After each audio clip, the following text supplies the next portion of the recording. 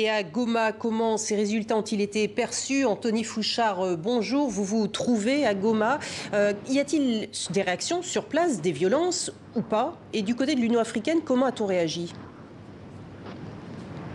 Bien écoutez, personne ici ne veut d'un scénario catastrophe qui pourrait plonger le pays dans la crise et commencer un cycle infernal de violence. Alors sur le continent, les réactions sont plutôt mesurées. Il y a l'Union africaine, vous l'avez dit, qui appelle à préserver la paix et à utiliser les moyens légaux de contentieux.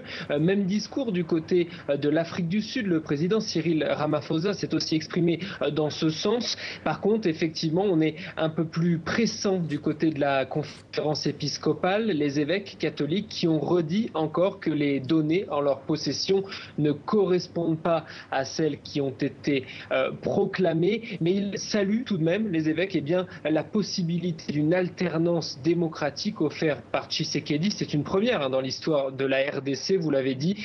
Voilà pour les réactions internationales. Enfin, pour ce qui est du Congo, le Front commun pour le Congo, le parti de Emmanuel Ramazani Shadari, le candidat de la majorité, a très rapidement reconnu sa défaite. Ils ont pris note de la victoire de Tshisekedi. La majorité présidentielle a même salué sa victoire. Autant de choses qui alimentent ici, notamment à Goma, dans ce bastion de l'opposition, les soupçons entre une possible entente entre le régime en place, celui de Joseph Kabila, et le parti de Tshisekedi, cash, après cette annonce un petit peu surprise pour cette présidentielle. Merci.